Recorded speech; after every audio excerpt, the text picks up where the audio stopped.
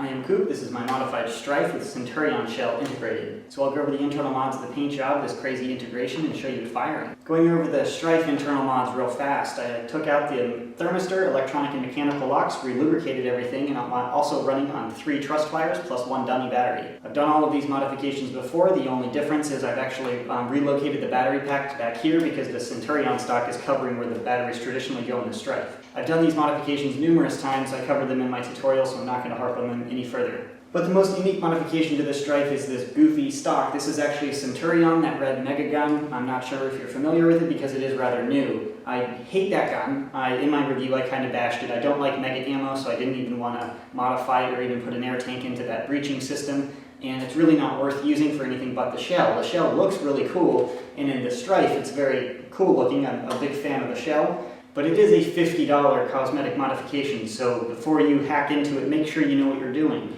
This is one of the more difficult integrations I've done, mostly because the Stryfe is not actually symmetrical, it's asymmetrical because a lot of the internals are offset, so the center lines do not match up or easily. I did match up the center lines because that's a lot easier and cleaner in my opinion, but that also leads to a larger gap over here than over here, so it just looks a little bit different than a lot of other integrations. The shells were integrated using super glue, hot glue, and epoxy putty. It's a very stable integration because there's actually contact points all the way down through this area.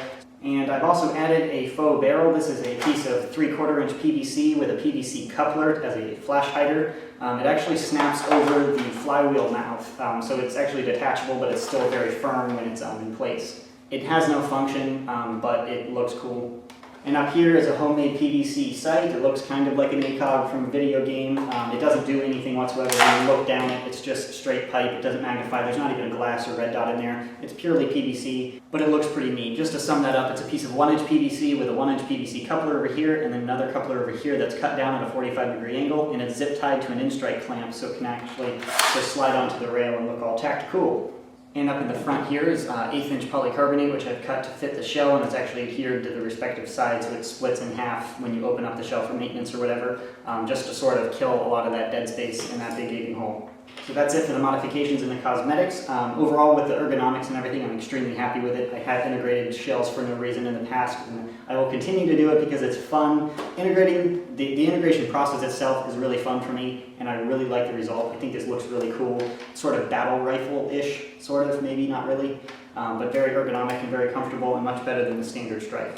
Going over this paint job, this is a gloss black vinyl dye base coat. I usually use flat, but this time I use gloss. And then I went straight to the details. This is a Testors enamel, which is a silver, a lot of the details, and then I dry brushed with Citadel Lothern Blue. I usually do not dry brush with blue, and I was just curious. It sort of looks like I slaughtered a horde of Smurfs, and I'm okay with that. And I think it looks really cool. It's very different from what I usually do, but I'm really happy with the result. I was just curious to try it.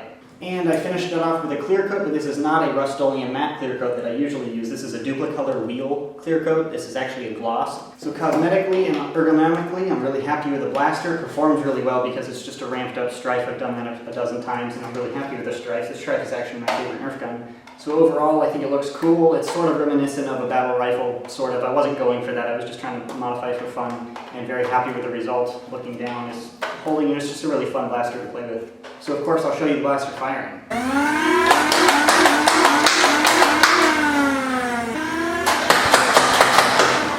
I have not range tested the blaster, but it is firing just as well as modified Stryfes usually do. I did not replace the motors. It is running off the stock motors, but the upgraded voltage gives them more power, so they shoot lasers, and the rate of fire is decent.